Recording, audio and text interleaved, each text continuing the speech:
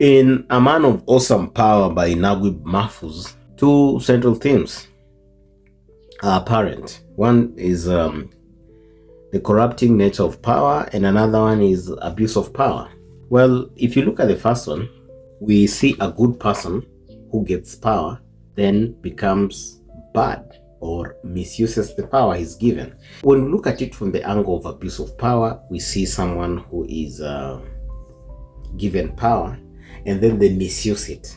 These two are different because if you look at it from misuse of power, you'll be looking at someone who uses his power to control people or uses his power for his own selfish needs or based on his emotions like anger or irritation or fury rather than benevolence. Now, in the case of Taib, if we're looking at it from the perspective that power corrupts him, let us see him as a good person before, and you go to page 1 of the text, where he's described as someone whose mission in this world has come to an end. He's deeply relaxed and contented, and he says, "All praise to God, Lord of the world." He's religious.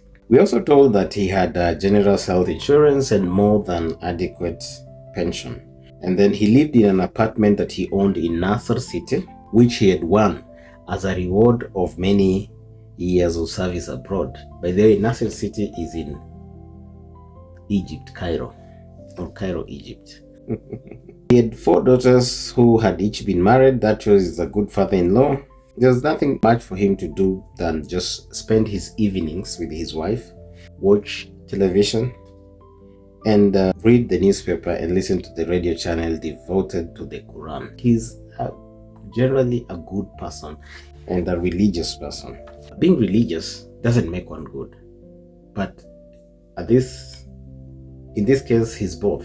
At the same time, he felt infused with physical energy. I'm reading from page 2, filled with confidence, inspiration, and joy. And why not?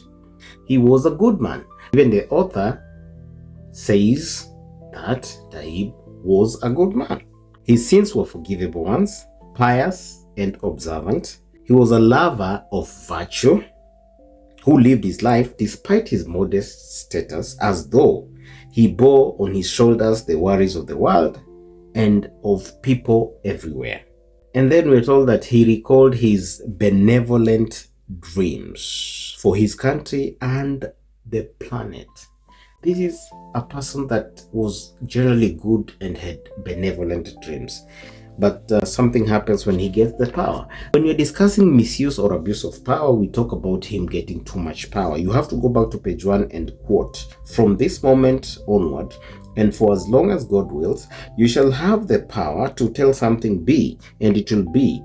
Do with it what you please."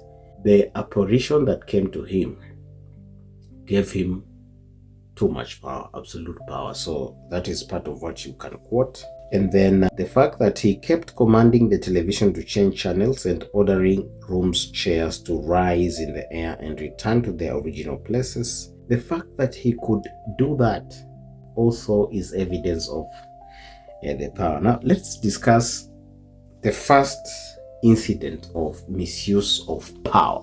How does Taib misuse his power?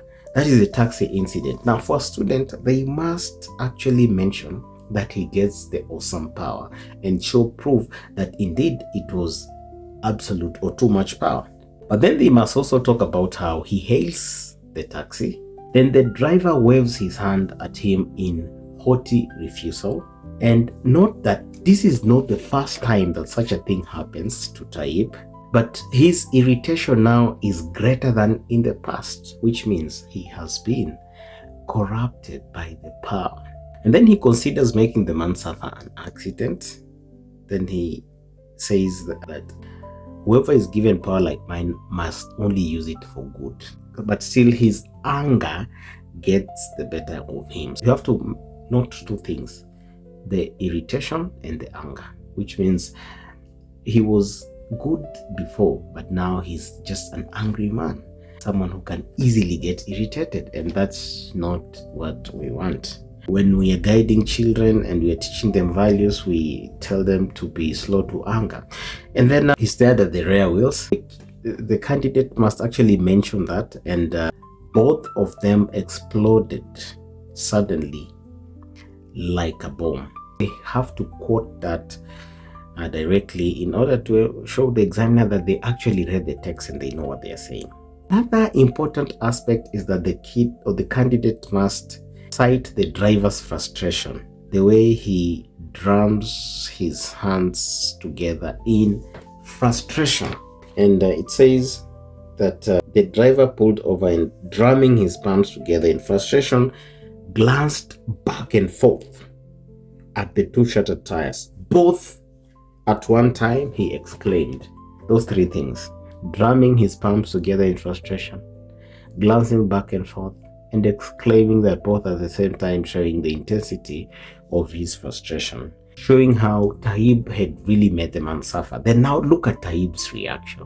What does Taib do? Taib comes and says, "Can I be of any help?" Showing that he has come to show this man that I have power. You refuse to stop. You made me irritated. You made me angry. But I have the power. You don't. Now I've punished you. Now I'm just coming to mock you. Can I be of any help?